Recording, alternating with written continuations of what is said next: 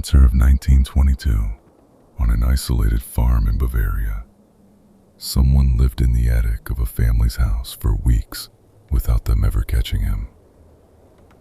He ate their food, he slept above their heads. Footprints in the snow led from the tree line straight to the front door, and none of them led back out. The family's maid quit in fear after just 2 days on the job. The one before her vanished without a word. And on the last night of March, 6 people inside that farmhouse were murdered in the barn and the house, one by one, with a tool taken from their own shed. The killer stayed for days afterward. He fed the animals, he lit the fire, he ate a final meal in their kitchen before disappearing forever. That case is still unsolved. Tonight, it's 1 of 5. Quick thing before we step inside that farmhouse. If unresolved cases like this one are the kind of thing that keeps your mind turning long after the lights go off, hit subscribe now. Low effort, just a tap, so the next case file finds you automatically. And if any of tonight's 5 stays with you, or if there's a case you think deserves a night like this one, leave it in the comments before you drift off. I read every one in the morning with my coffee, half awake, same as you'll be by the end of this. All right, get comfortable. Let the weight of the day settle out of your shoulders. We have 5 case files to open tonight, and nowhere else to be until sunrise. The farm was called Hinterkaifeck, a small cluster of buildings tucked behind a low hill outside the Bavarian village of Groburn, so remote that neighbors sometimes went days without any reason to walk that direction. It belonged to Andreas Gruber, a stern 63-year-old farmer, his wife Cecilia, their widowed daughter Victoria Gabriel, and Victoria's 2 young children, 7-year-old Cecilia and 2-year-old Joseph. Life on an isolated German farm in the years after the First World War was hard, quiet, and repetitive. The same chores, the same rooms, the same handful of faces, season after season. Which is exactly why, in the months before that final night, the small things Andreas began noticing felt so wrong. It started with footprints, fresh ones, in the snow, leading from the edge of the forest toward the farmhouse, but never leading back away from it. Then came the sounds. Footsteps in the attic at night, where no one had any reason to be. A newspaper that didn't belong to the family, left in the house as if someone had been reading it to pass the time. A set of house keys that vanished from where they always hung, then reappeared days later in the exact same spot, as though someone had needed them and returned them out of habit. Andreas mentioned it to a neighbor once, almost embarrassed to say it out loud. He believed someone was living on his property, watching his family, waiting. No one took it seriously enough to change anything. Life on the farm continued. And then, in the last days of March 1922, the household's maid quit abruptly, telling people in the village she believed the farm was haunted, that she'd heard sounds she couldn't explain, and felt watched even indoors. A new maid, Maria Baumgartner, arrived to replace her on the 31st of March. She never made it through her first full day. That evening, the entire household went silent. No smoke from the chimney, no one at market the next morning, which was unheard of for a farming family. For days, nobody checked. In small, isolated communities, silence doesn't always ring an alarm. Sometimes, it's simply mistaken for privacy. It wasn't until several days later that a group of concerned neighbors finally walked out to Hinterkaifeck to see why no one had been seen in town. What they found in the barn stopped them where they stood. Andreas, his wife Cecilia, their daughter Victoria, and her 7-year-old daughter had all been lured out to the barn, one at a time it seemed, and killed there with a mattock, a farm tool, half pickaxe and half hoe, taken from their own shed. Inside the farmhouse, 2-year-old Joseph and the new maid Maria had been killed as well. Investigators would later determine that whoever did this had likely stayed on the property for several days afterward. The animals had been fed. Food from the pantry had been eaten. Someone had lit fires in the stove long after the family lay dead just steps away. The investigation that followed drew detectives, curious sightseers, and eventually even psychics, all trying to make sense of a crime scene that offered almost nothing conclusive. There were footprints, but the ground was too disturbed to be useful. There was a suspect, Victoria's brother-in-law, Lorenz Schlittenbauer, who had a difficult and complicated history with the family, and was the first person to formally examine the bodies before official investigators arrived. An act that struck detectives as strange at the time. He was questioned repeatedly over the following years. He was never charged. Every theory investigators tried to build eventually ran into the same wall. No verified motive, no verified weapon beyond what had already been in the barn, and no verified stranger anyone could place at the scene. When the neighbors finally worked up the courage to search the barn more thoroughly, they found the bodies of Andreas, Cecilia, Victoria, and young Cecilia laid out beneath loose straw, as though someone had taken a moment in the middle of everything to cover them. Investigators of the time had none of the tools we'd consider basic today. No fingerprint databases, no forensic timeline of decomposition precise enough to narrow the days. No way to test the mattock for anything beyond what the eye could see. What they had instead was a farmhouse full of quiet tensions that had simmered for years. Inheritance disputes, rumors about Victoria and her father's uncomfortably close relationship, a young son Joseph, whose paternity neighbors gossiped about behind closed doors. Any of it could have mattered. None of it could be proven. The farmhouse itself stood abandoned for decades afterward, drawing visitors who wanted to see where it happened. Some out of morbid curiosity, others convinced the property was haunted by whatever had lived in that attic. It was finally demolished in 2007, the wood and stone hauled away, the cellar filled in, as if the town itself wanted the physical reminder gone, even though the answer never came with it. Even now, one detail stays with investigators longer than any other. Whoever killed that family didn't run. They stayed. They fed the animals. They lit the stove. They ate a final meal at that same kitchen table, calm enough to sit down in a house full of bodies, before eventually walking away and never being identified. 100 years later, the file remains open in name only. No one was ever brought to answer for it. Let that first file close quietly behind us. Wherever Hinterkaifeck's true answer went, it isn't ours to carry tonight. Feel your hands loosen wherever they're resting.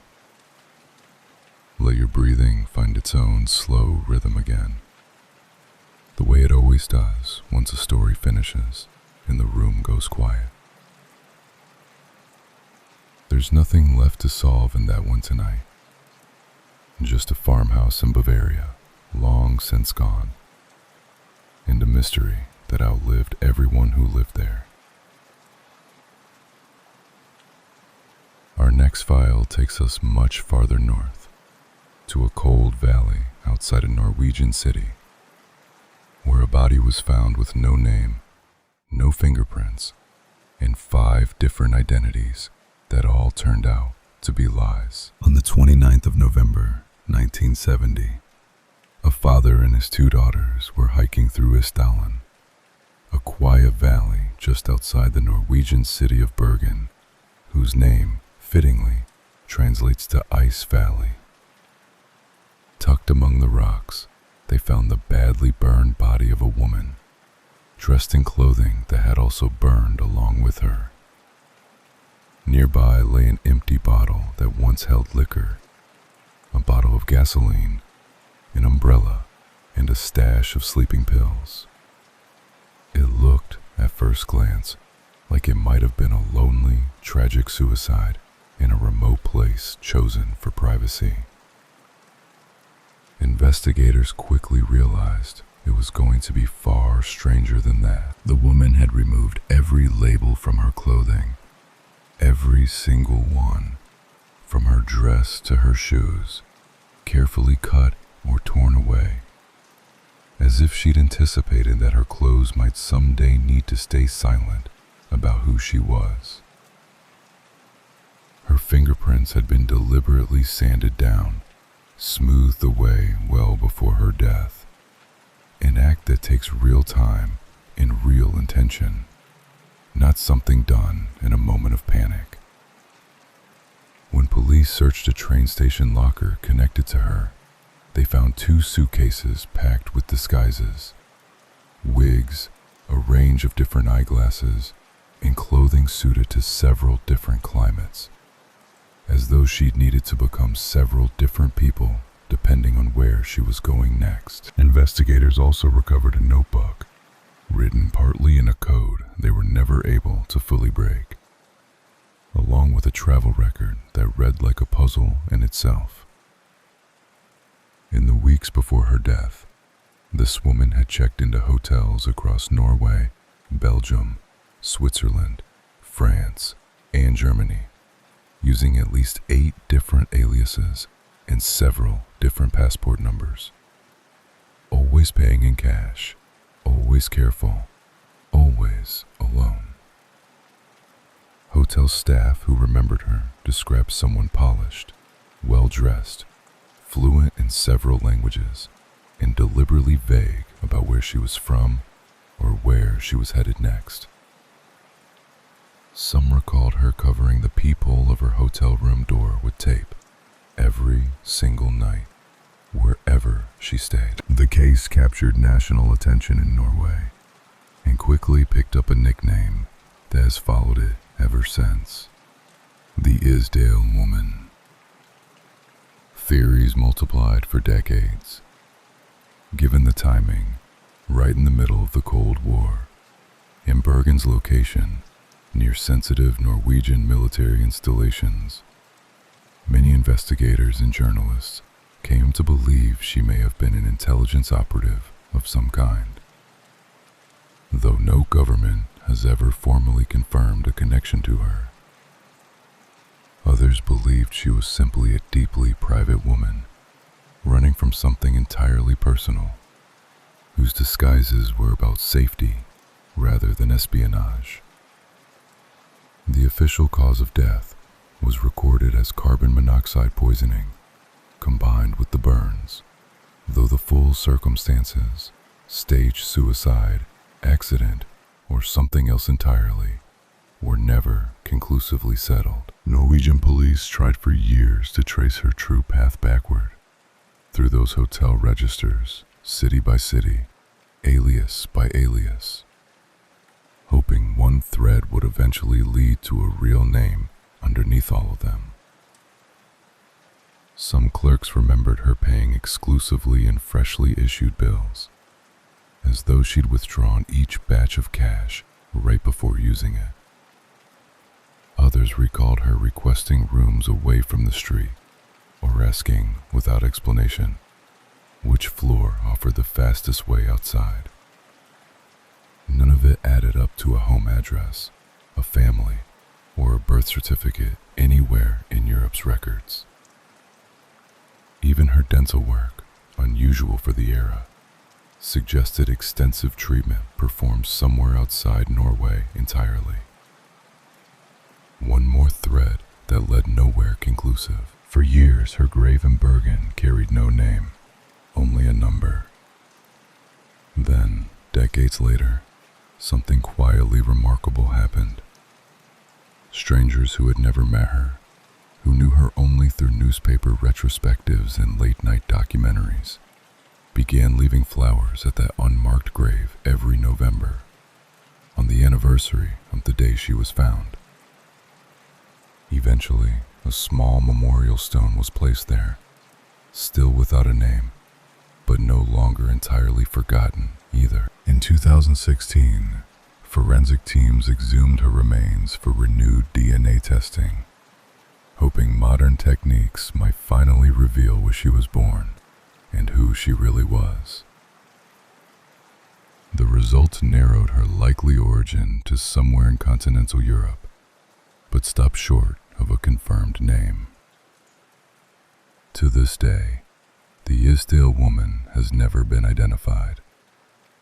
Somewhere, there may still be a family who has spent over 50 years wondering what happened to a relative who simply stopped calling, never suspecting she ended her days alone in a frozen valley in Norway, wearing a name that wasn't hers. Let her file close too, gently, the way all of these will tonight.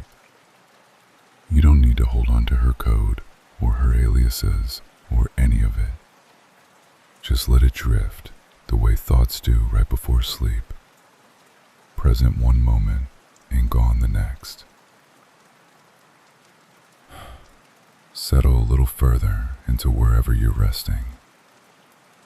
Our third case tonight takes us to a beach in Australia, where a well-dressed man was found propped against a seawall, with no wallet, no name, and a single scrap of paper hidden in a pocket sewn so small that police almost missed it entirely. On the 1st of December, 1948, beachgoers on Somerton Park Beach near Adelaide, Australia, noticed a well-dressed man lying against the seawall, legs stretched out, feet crossed, as though he'd simply sat down to watch the sea and never gotten back up. He was somewhere in his 40s, fit, with distinctive features, wearing a suit that seemed slightly too formal for a beach. No wallet, no identification of any kind. And strangest of all, every single label had been carefully cut out of his clothing. Exactly the same detail investigators would encounter decades later in Norway. Though this case came first and remains unlinked to it beyond the coincidence. At the train station nearby, police found a suitcase he checked in the day before, filled with clothes that also had their tags removed, along with a thread that matched the unusual stitching in his trousers, confirming the suitcase was his. But the detail that would keep this case alive for the next 74 years was smaller than either bag. Months later, a coroner rechecked the dead man's clothing and found a tiny pocket sewn inside the waistband of his trousers, so small it had been missed in the initial examination. Inside it was a tightly rolled scrap of paper with 2 words printed on it in an unusual font. Tamam Shud.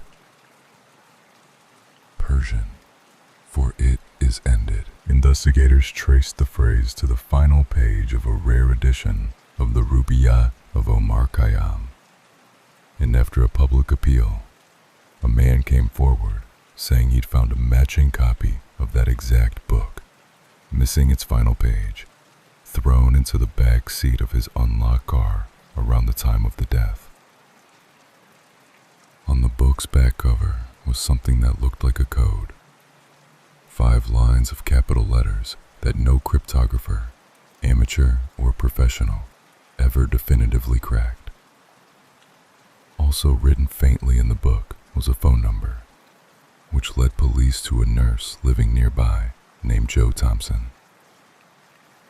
When questioned, she denied ever meeting the dead man, though investigators at the time found her reaction unusually guarded. For decades, the case fed one theory after another. Given the era, right at the start of the Cold War, and Adelaide's proximity to sensitive weapons testing sites, many believed the Somerton Man was a foreign spy, silenced with an undetectable poison before he could deliver or receive some piece of intelligence. Others focused on the coded letters, the torn page, the hidden pocket, and built entire theories around espionage tradecraft. For over 70 years, that's where the case stood.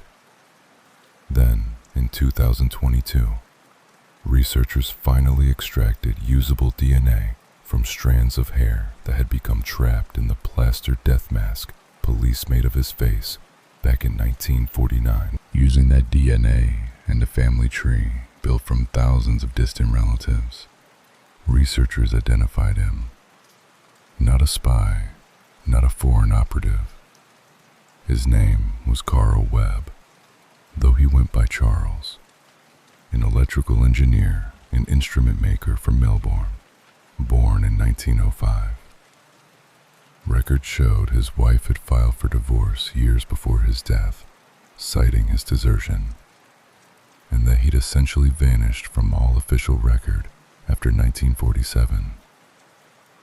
Those who researched his life afterward described someone who wrote his own poetry, who liked betting on horse races, small human details that suddenly gave the code in the back of that book a far more ordinary possible explanation than any spy story ever had. As for the nurse whose phone number was written faintly inside that same book, Jo Thompson passed away years before her name would resurface so publicly. And by the time researchers came looking for answers, they were left interviewing her children instead, who had grown up with only fragments of a story their mother never fully explained. Whether she had simply given her number to a stranger once in a way she'd long since forgotten, or whether she'd known far more than she admitted at the original inquest, is something no one still living can settle with any certainty. So the identity, after 74 years, has very likely been found, though South Australian police have never issued a final, official confirmation, only cautious acknowledgement that the DNA work looks credible. But the deeper mystery never has. Why was an ordinary electrical engineer carrying a coded message and a torn page from a book of Persian poetry? Why remove every label from his clothes the way someone would only think to do if they urgently needed to disappear? And what or who actually caused his death on that beach remains, even now, entirely unknown. Let Carl Webb rest now. Name recovered at last, even if his final answer wasn't. Feel that same heaviness returning to your eyelids. The pull of sleep a little stronger now than it was an hour ago. That's exactly where you should be. Our fourth case tonight is older and closer to home for many of you listening in America. A quiet farmhouse in Iowa, where an entire family went to bed one June night in 1912, and something walked in behind them. Villisca was a small, unremarkable farming town in southwest Iowa. The kind of place where everyone recognized everyone else's wagon on the road. Josiah Moore, his wife Sarah, and their 4 children lived in a modest 2-story house near the edge of town. On the night of the 3rd of June, 1912, 2 of the Moore children's friends, sisters Lena and Ina Stillinger, were staying over after attending a church program earlier that evening. It was an ordinary sleepover in an ordinary house on an ordinary summer night. By morning, all 8 people inside that house were dead. A neighbor grew concerned when the family didn't emerge by mid-morning, unusual for the reliably early rising Moores, and went to check. What she found, and what authorities documented afterward, was a scene almost too deliberate to be the work of a man in a blind rage. Every victim had been struck with the blunt edge of an axe while they slept, so precisely that some investigators believed the killer worked calmly, methodically, room to room. Every mirror in the house had been carefully covered with clothing. A bowl of water sat on the kitchen table, as though someone had washed their hands after the fact and simply left it there. A plate of uneaten food sat out. The axe itself, belonging to the Moore's own property, was left leaning in a bedroom, wiped down. Investigators found no fingerprints, no witnesses, and, most unsettling of all, no evidence the killer was ever in a hurry. Whoever did this had time to cover mirrors, time to wash, time to move calmly through a small house full of sleeping children without waking a single one before it was too late. The town's initial suspicion fell on a traveling minister, Reverend George Kelly, who had given a sermon at the same church event the Stillinger sisters attended earlier that night. He was tried twice. The first trial ended in a hung jury. The second ended in acquittal. Reverend Kelly's 2 trials became something of a spectacle for the era, drawing newspaper reporters from across the state and turning the small town of Villisca into a place people recognized by name alone. Kelly reportedly confessed to the crime at one point, then retracted it, then confessed again years later in a letter. Statements investigators at the time could never fully reconcile with the physical evidence, or lack of it, at the scene. His acquittal left the town and the Moore and Stillinger families without any resolution at all. Over the following decades, investigators considered a local state senator with a documented history of violence against women. And separately, researchers looking back at the case decades later noticed something else entirely: a pattern. Villisca wasn't the only town to experience a nearly identical crime in that period. Similarly staged axe murders, entire families killed in their beds at night, mirrors covered, weapons left behind, occurred in several other small American towns in the years surrounding 1912. Spaced out along rail lines, a traveling laborer could plausibly have followed from town to town. Whether one person was responsible for all of them, or whether it was simple tragic coincidence repeating itself across a violent era, has never been settled either. None of it, in the end, produced a conviction. The house still stands in Villisca today, restored to look almost exactly as it did that June morning, and is now open to visitors who want to see the rooms for themselves, right down to the covered mirrors in the modest iron beds. Over a century later, the file remains open. The axe remains unclaimed by any name, and the question of who walked calmly through that house, covering mirrors as they went, has never been answered. Let that one go too. You don't need to carry Villisca into your dreams tonight. Just let the image soften and fade, the way the edges of a room blur right before sleep finally takes hold. You're doing exactly what you should be doing right now. Nothing to solve, nowhere to be. Our fifth and final file tonight is the most recent of the five, and in some ways, the quietest. No blood, no struggle, just 3 women, a porch light, and a house that was simply empty by morning. In the early hours of the 9th of June, 1992, in Springfield, Missouri, 20-year-old Susie Streeter came home from a graduation party with her friend, 19-year-old Stacy McCall, who planned to stay the night. Susie's mother, 47-year-old Cheryl Levitt, was already home, and by all accounts the evening was entirely unremarkable. Sometime after they arrived, and before morning, all 3 women vanished from that house without a trace. And in over 30 years since, not one of them has ever been found. What made the scene so unsettling wasn't chaos. It was the absence of it. When Stacy's mother arrived the next morning to pick up her daughter, she found the front door unlocked, the television still on, and both of the young women's cars still parked outside, keys and purses left behind inside. There was no sign of forced entry, no sign of a struggle, nothing broken or disturbed.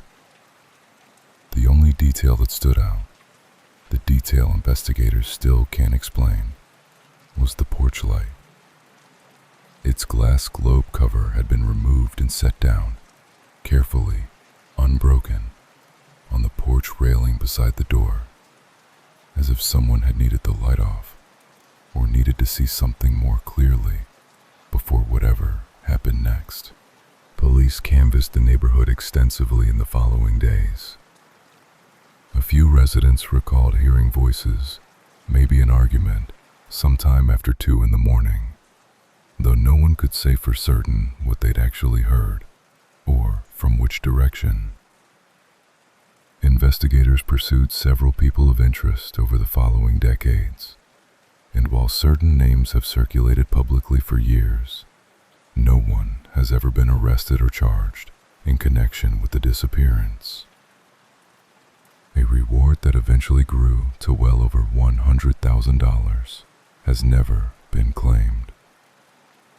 The Springfield 3, as the case became known, remains one of the largest unsolved missing persons investigations in Missouri history. News of the disappearance spread quickly through Springfield and then nationally.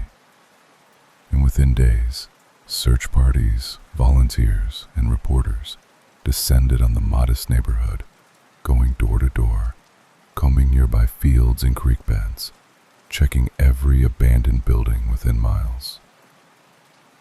Cheryl Levitt's co-workers described her as steady and reliable, not someone who'd simply leave without a word. Susie and Stacy's friends from the graduation party that same night were interviewed extensively, retracing the last hours before the women went home, hoping someone had noticed a car, a stranger, anything out of place. Nothing conclusive ever surfaced. Over the following years, investigators quietly looked at more than one person of interest, and certain names have circulated in true crime communities and local reporting for decades, though none has ever led to an arrest or formal charge. Springfield police have periodically reopened parts of the file as forensic technology advanced, testing evidence that sat untouched in storage since 1992, using methods that didn't exist at the time. So far, none of it has produced the answer this case needs. To this day, family members still hold vigils on the anniversary of that night, still hoping, after more than 3 decades, for some piece of information that finally explains what happened between the moment those three women were last seen in the empty house that greeted Stacy's mother the next morning. No bodies, no arrests, just an unlocked door, three missing women, and a porch light that someone, for some reason, needed to set down gently instead of simply turning off. A farmhouse in Bavaria, a frozen valley outside Bergen, a beach in Adelaide, a house in Iowa, a porch light in Missouri. 4 different countries, 5 different decades, and 5 families who are still waiting, in one way or another, for an ending that may never come. That's all right. Not every story needs to resolve for you to be able to rest. You've spent this last hour somewhere else entirely, and now it's time to come back to the quiet of your own room, your own bed, your own steady breathing, in and out. Slower now than when we began. Let your body settle fully into the surface beneath you. Let your mind go soft at the edges. There's nothing left to figure out tonight. Just the sound of the rain and the low fire, and the dark, patient and warm, waiting to carry you the rest of the way. Rest now. Comfortable. Safe. Let go completely. Good night.